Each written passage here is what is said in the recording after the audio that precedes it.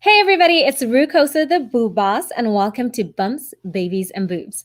Today we're talking all things pelvic health.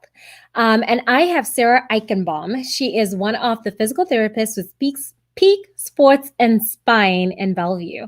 And so let's get Sarah into the room and let's talk pelvises and pelvic health. Okay, so Brittany, my producer Brittany is in the background, and nobody ever gets to, hey Brittany, say Hi. that is the magic behind Bumps, Babies, and Boobs Live. So she's trying to pull you in. I'm trying to pull you in. So we're pulling you in and out. So sorry about the glitch, but I just wanted to take a moment. I figured it was the best time to actually take a bow to Brittany, who has made the magic. Thank you. All right, hon. Thanks. Bye. Hey, Sarah. Welcome to Bumps, Hey. Babies, and Boobs. Thank you for having me. This is so much fun. So much fun. Great. I am excited. I'm super excited to talk pelvic health. I actually missed my appointment with you because I had a delivery. I had to do a delivery, so I wasn't able to come in. But tell us a little bit about you. You're a women's health physical therapist with Peak Sports and Spine. What is the difference within, a women's health physical therapist? Why did you become a physical therapist? We want to know you. All right. Well, I started out as an orthopedic therapist, working in the private practice that I'm still in. And I built up some of my skills there, working with patients kind of at all levels, athletes, non-athletes. And women's health and physical therapy is an area that is desperately needing to grow. So it was something that my clinic director and boss put on the forefront when I was hired. And after a time, I decided to take the coursework and kind of check it out. It was something that I was familiar with through my family. Women need help in those areas. And I took the coursework and I soon really fell in love with it. There's just a connection with my patients that you can't get any other way in physical therapy. So I fell in love with it, and it just kind of easily became a passion of mine. And so I think when you have a passion for something, people start to know that. And so I've just really enjoyed adding to my skill set there and meeting new people like yourself, Rue, and talking more about it. Yeah, I love to talk about it, obviously.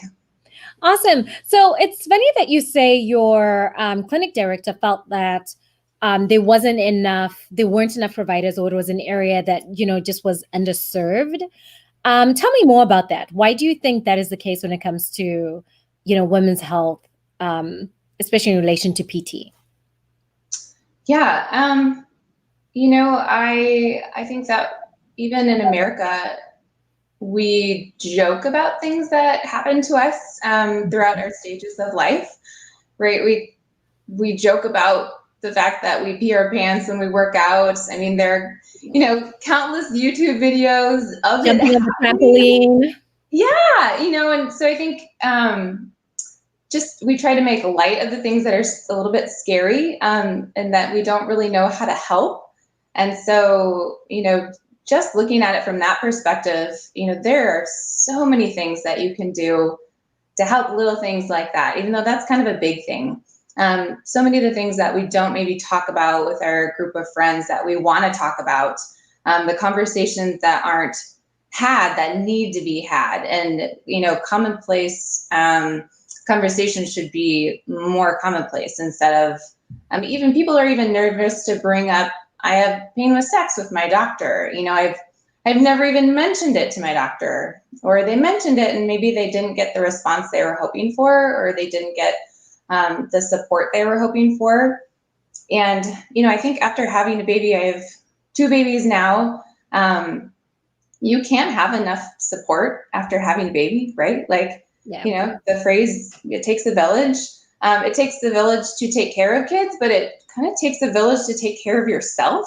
Yeah. And right, that's just a piece of it that I don't think people know enough about, right? Like we shouldn't really have to look at videos of women peeing their pants and laughing about it, mostly because they maybe don't know what to do about it. That shouldn't be a thing, in my opinion. Oh my God, I absolutely love that you put it that way. I think we do make light of, you know, some of the things that happen to our bodies after we have children, you know, and like you said, there we can take care of it. It's, you know, something that we can do. And I'm very passionate about telling all my patients that at about 6 weeks, I need you to make time for yourself. And I need you to go and see a physical therapist. And I've been sending patients to you before they even deliver, because I'm like, this is probably going to be a problem later. And what do we do, and how can we help you to make sure that we protect your pelvis? Because, you know, babies, as beautiful and as cute as they are, you know, 1, 2, 3, by the time you're in that third or fourth one, they really wreck your body. And they don't have to. Yeah, they don't have to. And I think oftentimes they think things just kind of disappear and go away. Mhm. And maybe they did because people stopped talking about those problems, right?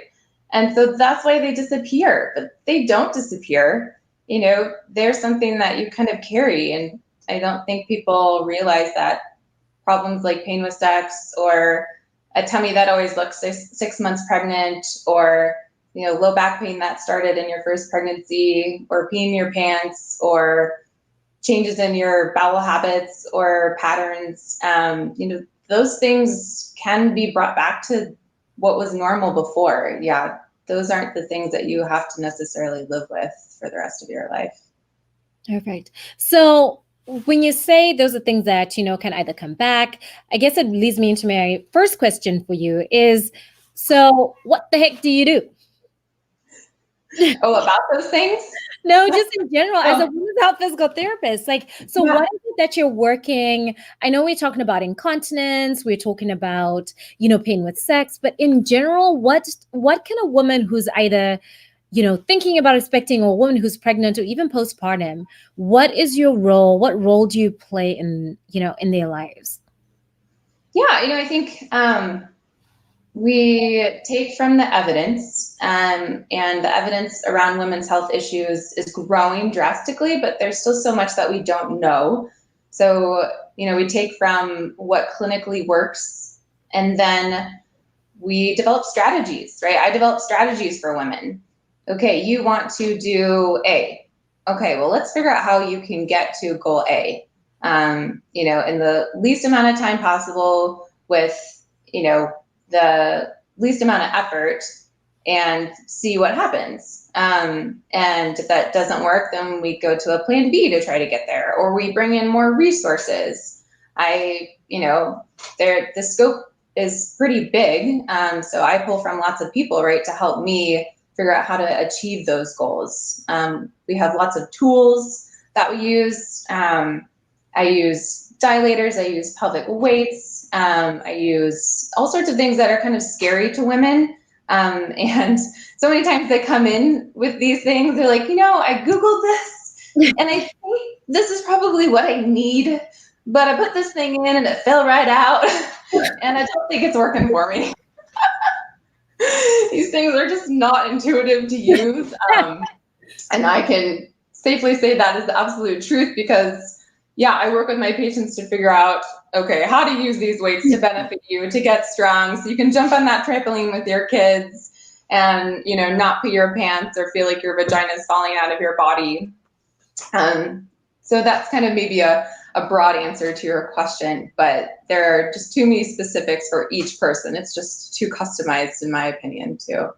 Okay, so individualized care and an individualized care plan. Totally. Okay. Absolutely. Every time. So when is the best time for a woman to come and see you? Like, when is like that optimum time for somebody to come in and say, hey, Sarah, I think when I called you, I was like, hey, you know, we're going to do this live. I'm thinking about having another baby, not pregnant, but, you know, can I come in and just kind of figure out, you know, what's going on? Is there anything that I should be concerned about? How can I do this a little bit more healthy? When do you think is the optimum time for a woman to come in?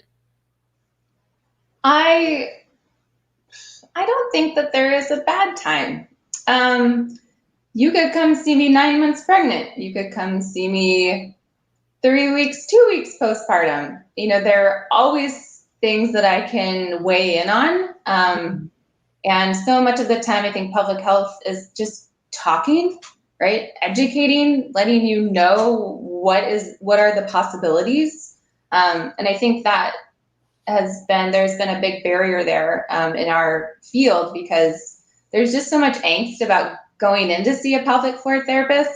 And I think people envision like a 6'5", good-looking male who's ready like to zap their vagina or something. And they come in and they're like, I don't know about this. And I'm like, I am not that intimidating. I'm only 5'2". And they leave and they're like, that wasn't bad at all. And no one ever has to even look at your vagina. You can just come in and we can talk about your vagina. You probably have to talk about your vagina. Most people are comfortable with that. But yeah, any time on, that timeline is pretty fair game. Even if you're thinking about getting pregnant, those are discussions that can be had. How to have a healthy exercise plan, how to incorporate, different strategies in your life to make sure that you are your best self. Pediatric pelvic floor therapy is a thing, right? Kids have lots of issues. These things don't start in adulthood. So, right? It begins in the beginning. That I didn't know. So you actually see children as well? That's not something that I have widened my practice to, but my daughter, who's 2, we've experienced some things that I'm like, oh, this is very pelvic health related. I see that. So it might be something I add in the future to feel like I know how to help her if she needs help. So yeah, it's a thing. It's definitely a thing. Awesome. Now, one of the things I know, when I was pregnant with Tana, about 27 weeks, I just, I've always had a bad back. And as much as I tell my patients, go at 6 weeks after you've been seeing 2 babies, still haven't made it in, and still didn't get to come in because somebody else was having a baby and I couldn't go. And it's a classic woman syndrome. Like, we're always taking care of everybody else and pushing everything down the road. Yeah. But I think I hear a lot of women say, in fact, I was just talking to a mom the other day who says, I got my epidural and my back has never been the same. And, women who now are terrified to get pregnant because they're like, I just don't feel like my pelvis is stable, and it all started, when I was pushing. And so what do you say? How do we help those women? So maybe going on a tangent a little bit, I took a course for pelvic trauma and helping women work through medical trauma, sexual abuse, just because I felt like my skill set was kind of weak in that area. And so that piece I've definitely come upon. And part of it is, in my opinion, talking about the birth experience and maybe bringing in a mental health counselor to process through that, because pain can be present in the absence of injury, right? You don't have to have an injury to have pain. And so sometimes your body, can hold on to pain because it's not done processing what happened in that experience, right? So maybe you didn't want an epidural, or it was kind of a scary moment for you. And those types of things start to come into play. Bringing confidence back to movement, right? If there's fear around something, right? Maybe there's fear around, I feel like my back changed or my pelvis changed, and now I don't feel like it's the same, and I can't do what I did before. And so that brings in fear and anxiety. Whenever you have fear and anxiety connected to something, you have a barrier that you have to figure out how to work through or remove, right? Or process. So back to that, yeah, I feel like that's something that physical exercise, movement, re-education about the experience, talking about the experience is absolutely crucial. So I do feel like that's something that, yeah, can be kind of carried with you if it doesn't get addressed. The weight of the experience. Yeah. Okay. Yeah. And that So, hey, there's a good looking man in the room. time for him to go to bed. So can you explain what happens to a woman's pelvis when they're pregnant? Like, what is the toll that we take on when we do get pregnant, and what's the strain that happens and the changes that happen to a woman's pelvis? All right. Yeah, I think there are some very specific statistics on that. And I'd have to pull out my coursework books to give you the specifics on that. But yeah, overall, yeah, your pelvis widens, the outlet widens. I need my pelvis model here. So overall, anatomically, it does change. That's why you see all those wonderful hip shrinkers on Amazon to wrap around your body to try to fit back into your jeans. So yeah, there is a change. Largely, the weight of the baby in the front, right, pulls you into kind of a different postural change that can stick with you for forever. And that's something that I talk about with my patients. You kind of feel like your body has been separated, the top and the bottom have been separated. And so trying to put them back together and help build what we call, proprioception in your body so that you kind of know where your trunk is at in space, so that you're not standing like you're 9 months pregnant with your belly hanging out and you got this big old arch in your back and you're carrying your kiddo on your hip. That doesn't do anything good for the weight that's coming down on your pelvic floor or on your lower back. So yeah, there are so many changes that happen that can kind of stay with you. As far as, the pelvic floor is super resilient. It changes after birth, right? It changes in appearance. But overall, there's nothing negative that should stick with you, right? You can have a super strong pelvic floor after having 5 kids. Just because you have a lot of kids doesn't mean that you're going to be weak and you're going to pee your pants. And just because you get older and you've had kids doesn't mean that you're going to pee your pants. So those are not things that should be expected to happen. Or because you've had children and you have low back pain, that doesn't mean that you should have low back pain. Yeah. Does that answer the question? It does. So it's not, these are things that can happen as a result of it, but they're things that we can fix. So as women, we shouldn't just accept this as, well, I had 5 kids, so now I'm going to pee my pants. It is what it is, right? Yeah, it's only a good excuse, but not a reason. Got it. Now, we have a lot of moms that come in with SPD, symphysis pubis dysfunction. And what can women do in response to it? Because I think this sciatica are probably the biggest complaints I get from my mom. My mama is right at that 34, 36 week point where they're just like, I can't do this anymore. I don't want to be pregnant anymore. It's so much pain. So what would you recommend? What are some of the things that women can do? Yeah. I think the sooner you address those problems, the absolute better. Exercise does benefit someone with SPD and can really, you can manage those symptoms quite well with therapeutic level exercise that's consistent. It can get to the point where exercise is only an aggravator. And so now you're looking at just really helping that patient with kind of extreme modifications to their lifestyle, right? So that they're putting the least amount of stress on their pelvis as possible. There's support wear, along with activity modifications for the extreme cases. But normally exercise makes a really nice difference in that, and something that they can do postpartum as well. It would be appropriate then too. And same for the sciatica symptoms. The sooner that you get in and try to work on exercise, incorporating that a little bit into your life, looking at ergonomics, your desk setup, what you're doing during the day, how many kids are you taking care of, trying to help modify that so that it's not adding to the burden and the pain that the patient's feeling.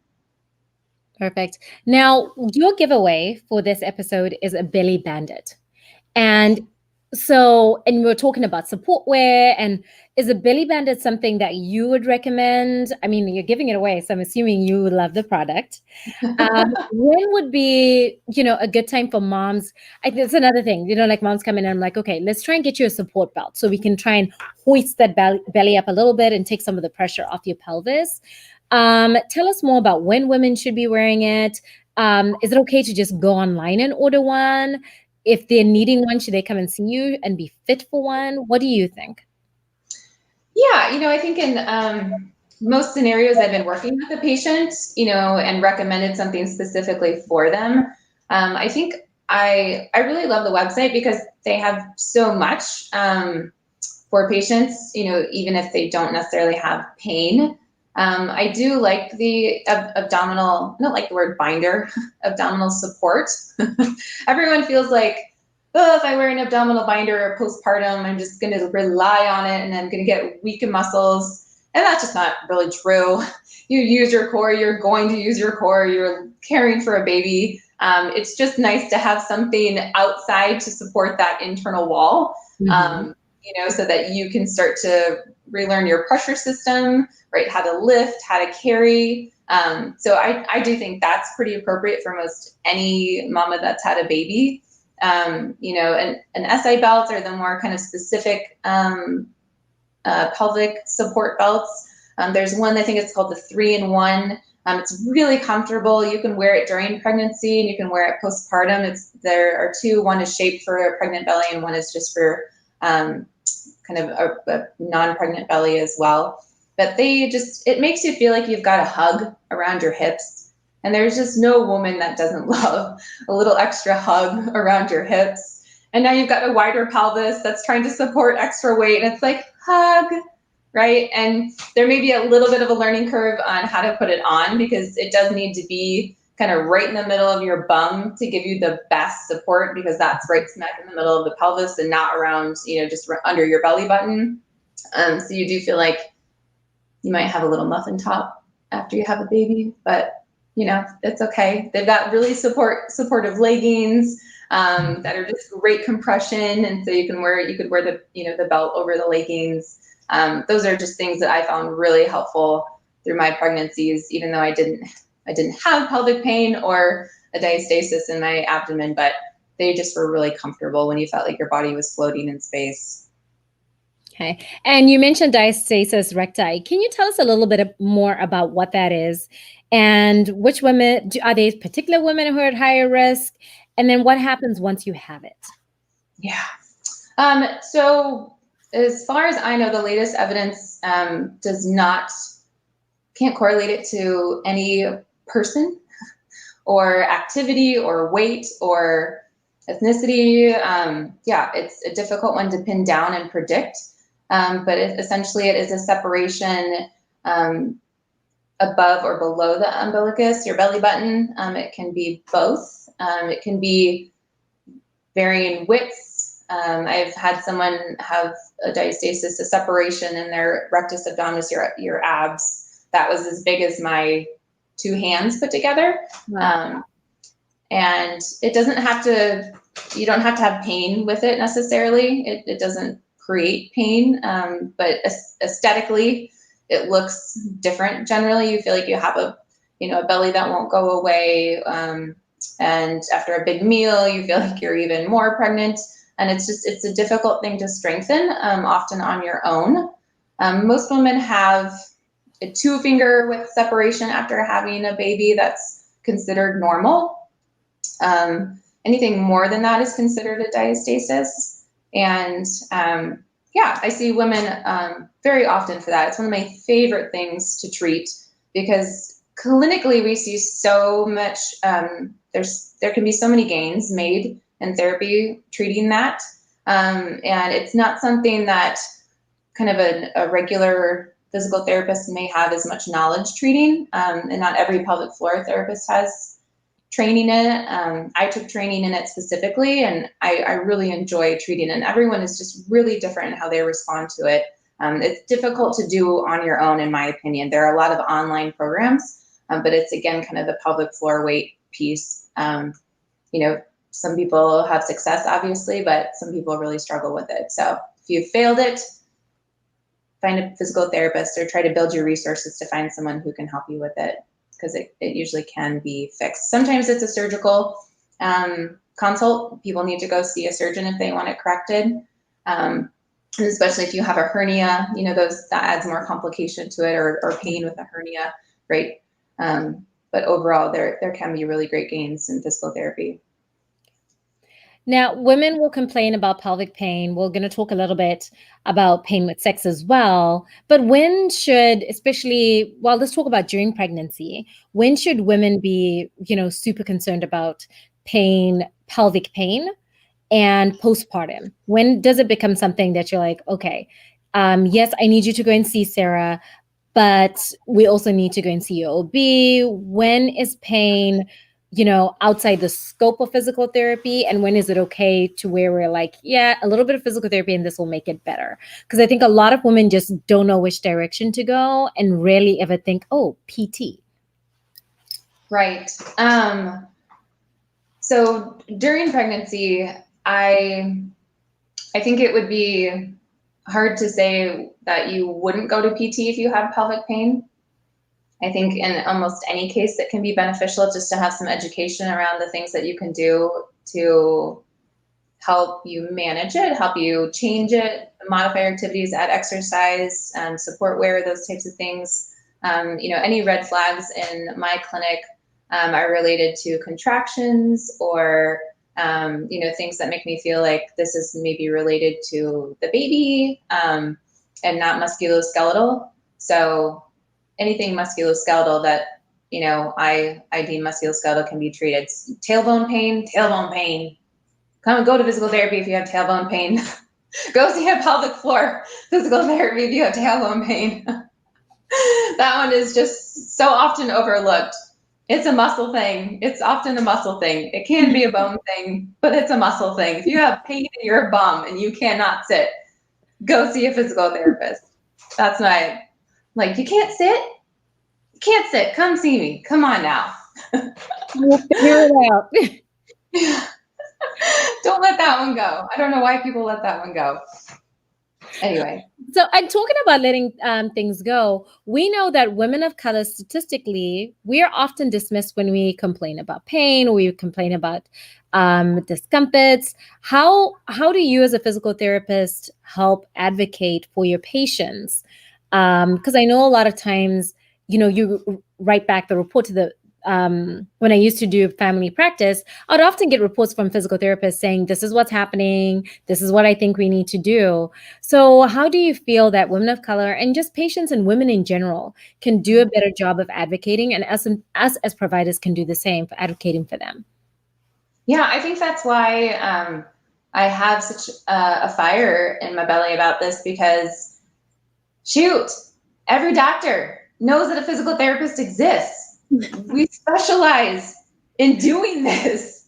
Send them to us, right? You know, it's on the patient if they don't make the appointment or they find a therapist and they don't like the therapist, find another one. You know, I think it really pains me.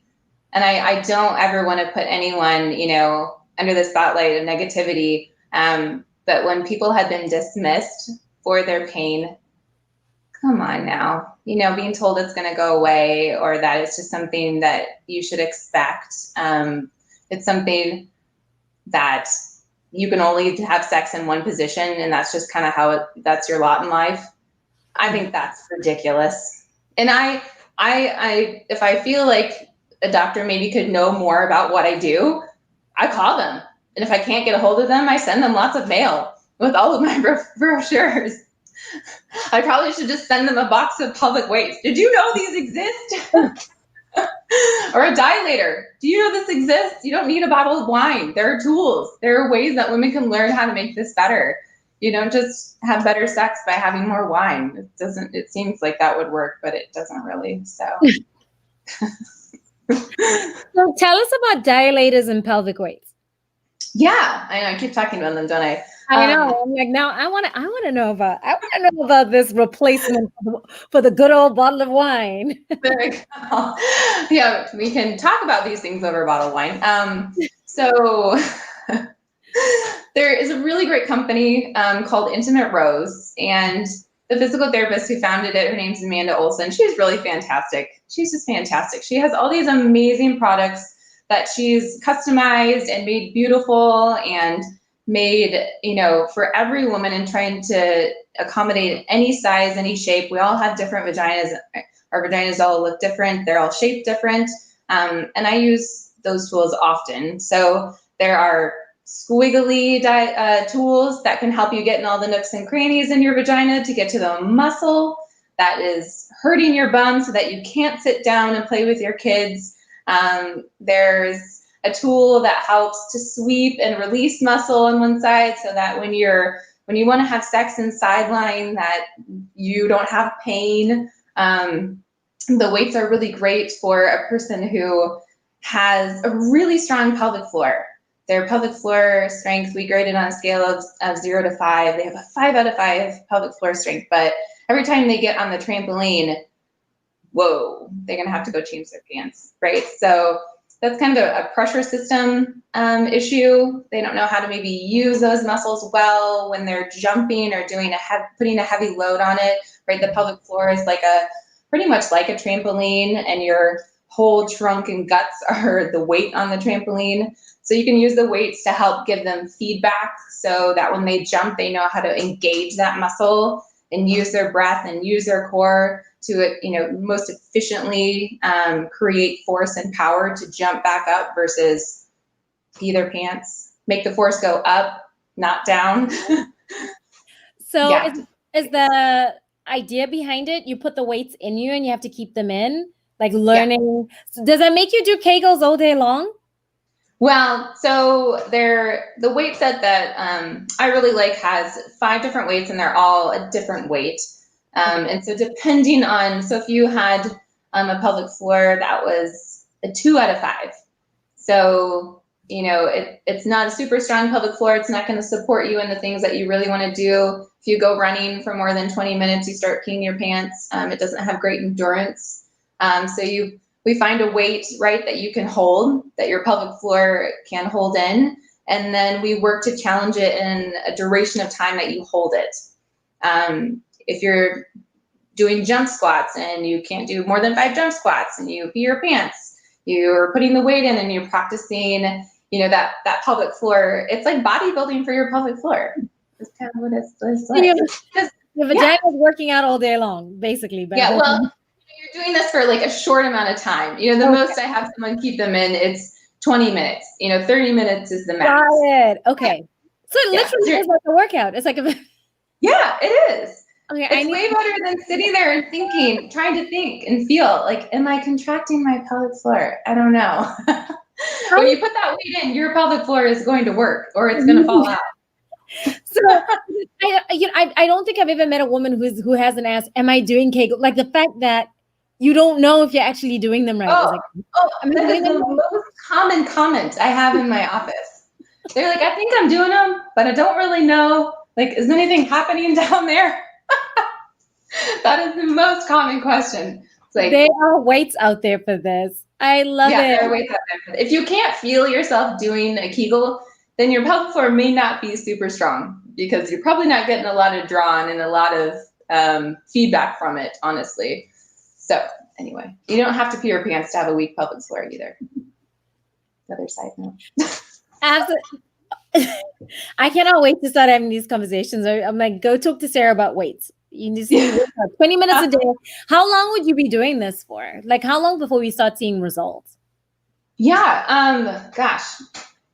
So it depends on the person. So someone who has a strong pelvic floor and just needs kind of more feedback about what their body is doing, within a week, they may really be able to jump on that trampoline without peeing their pants, right? And they thought they just had a weak pelvic floor the whole time. In reality, they just didn't really have good proprioception. You have a tear during delivery, or you have something traumatic happen, you have forceps used, that muscle is kind of traumatized itself. So it needs time to be able to learn how to how to have a quick reaction, right? A fast twitch fibers kick on, or to hold for a long time, or to have a max contraction. What was the question again?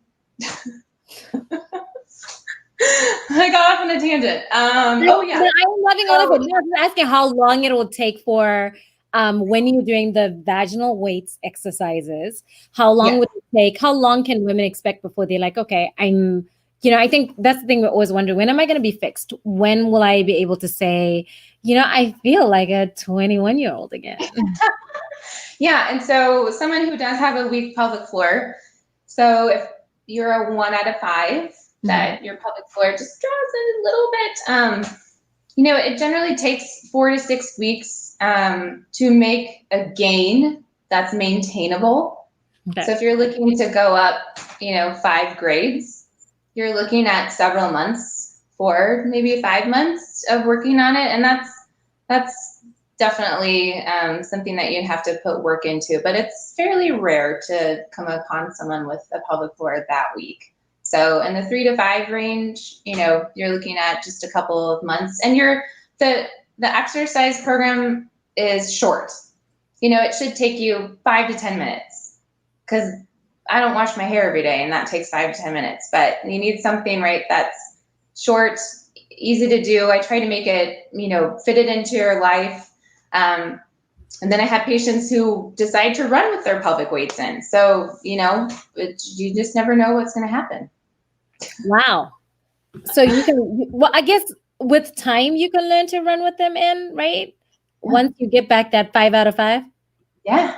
You can do anything you want.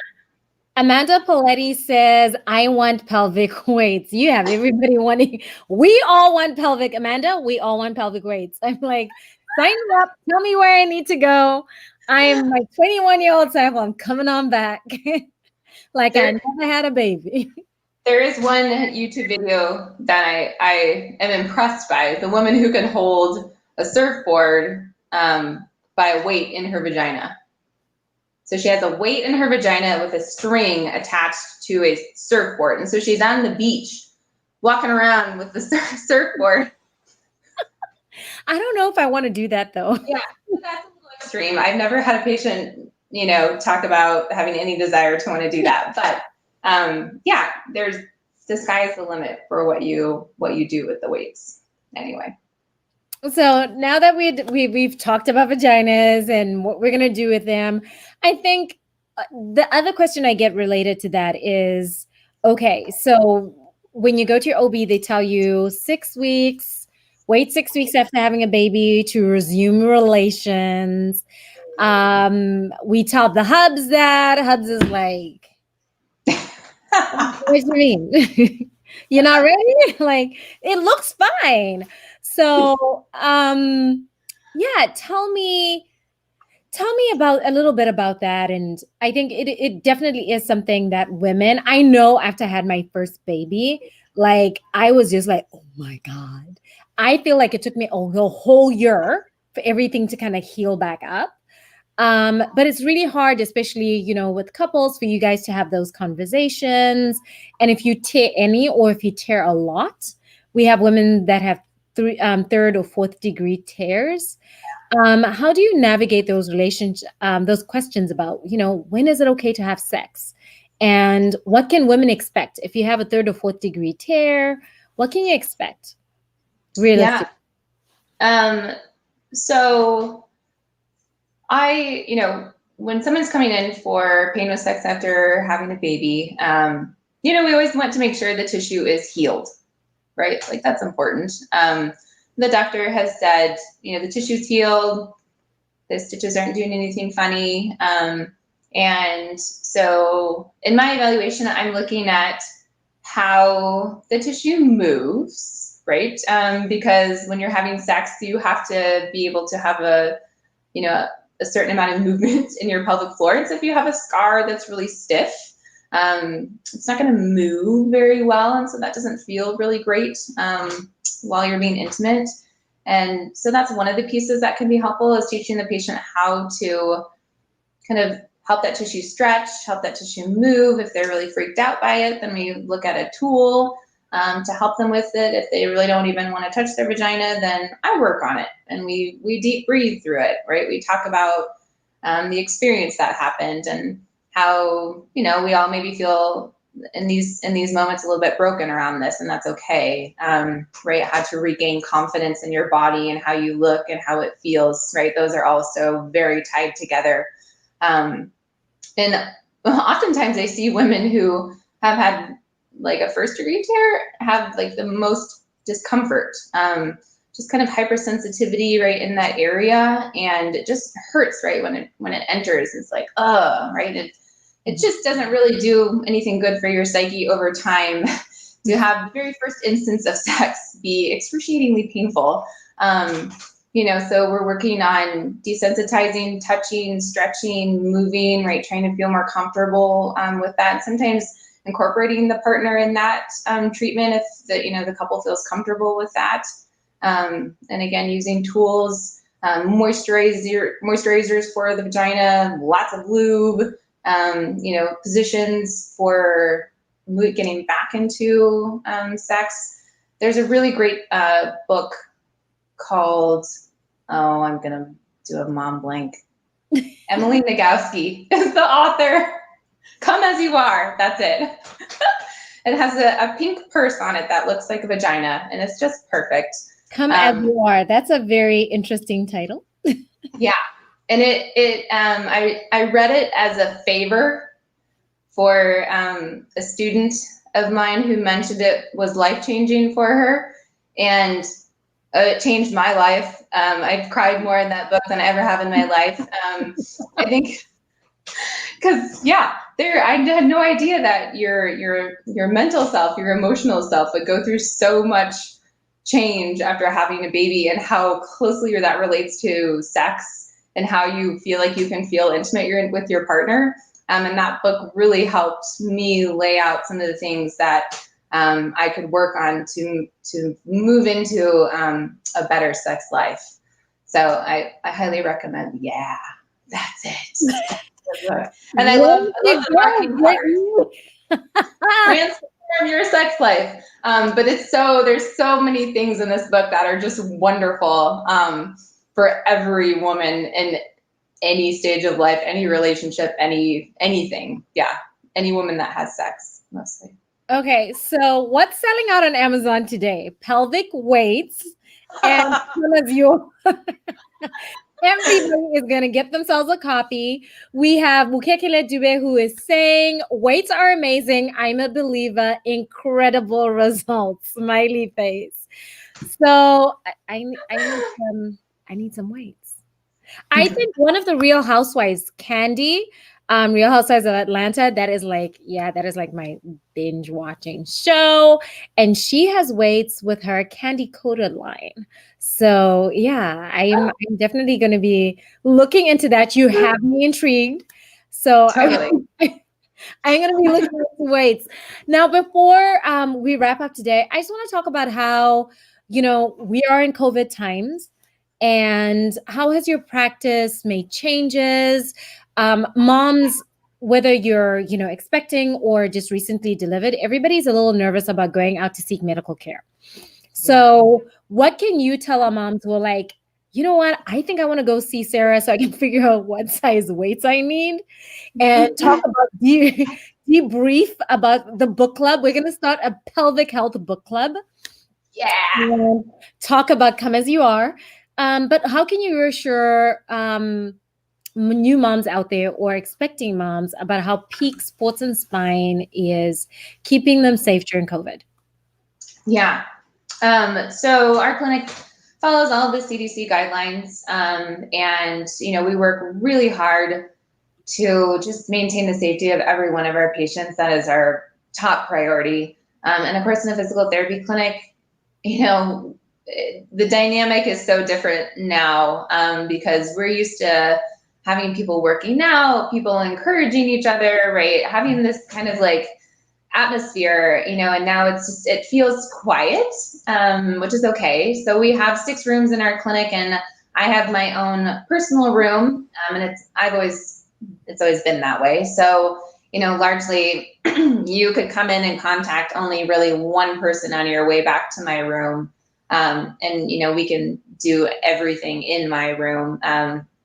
Oftentimes, I would try to incorporate going out in the gym and having a little more space and working with some equipment, if that was something that was called for. But everything can be done in my little quiet, cozy room. I often am used to having patients bring their babies in and their kids in, and we're not doing that right now. Telehealth is another great option for patients. I have done a lot of telehealth calls. You can do a lot of education, a lot of talking about things.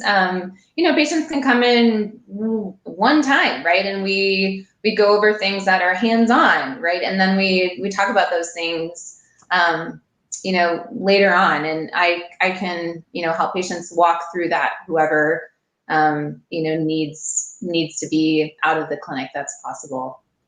Yeah. Perfect. And what insurance do you guys take?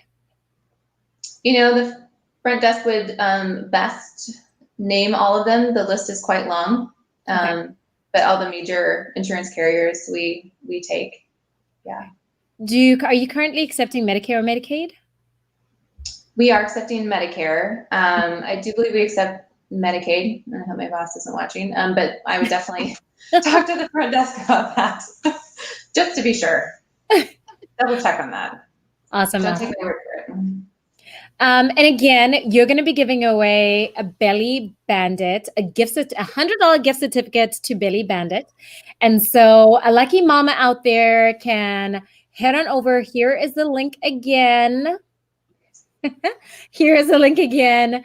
Go ahead and click the link so you can sign up. It is in the Facebook and YouTube chat box. Go ahead and sign up for the BellyBandit gift card. We're going to be announcing the winner on Monday by 9 a.m. in the morning. So make sure y'all enter to win that. Sarah, thank you so much for coming on. Thank you. This was awesome. Oh, it was. I can't wait. I think we had one. Nina is joining our book club. I am loving it. I think it's one of those, you're so right. It's such a taboo topic. And my mom is watching, and my mom is constantly mortified by the things that I say online on the World Wide Web. And so I know I'm going to go back downstairs just now, and she's going to be like, did you have to talk about you? Like, why? So my poor mother. But I think it is such a taboo topic. We barely, I'm originally from Zimbabwe. We didn't talk about sex before you got married. You just kind of figured it out once you got there. And then you have a baby and still don't talk about it. There's never really a good time to talk about, the things that happen to women and to our bodies. Yeah. And I feel, it's time to not be silenced about it. It's time to have book clubs about Totally. about our weights and compare weights. That's what I want us to do, right? If men are like, how much can you bench press, right? And I'm like, how much can I hold it? That's what I want to see happen. The PEPS group, that's like, so how are your pelvic floors doing? How much can you lift, right? Are you working them out? Do you need a pelvic floor therapist? And they're all like, what? Good. Let's start talking about it on the street. Yes. Yes, let's talk about it on the streets, in church. I want to talk about it everywhere because it is important, and it's such an important part of being healthy and whole. Yes. Yeah. So thank you for joining us today, everybody. This is Sarah. She's with Peak Sports and Spine in Bellevue. You can catch them on Instagram and on Facebook. Great. Peak Sports and Spine. And here's their website. They're right off Bellwood Road in Bellevue. Make a call. Sarah has taken care of so many patients of mine, virtually and in person, and everybody has absolutely thoroughly enjoyed her. And after this, if you can't tell why, then I don't know about you. But she's awesome, great at practice, and again, just a great caring provider. So Sarah, thank you for coming on, and we'll chat soon. All right. Good.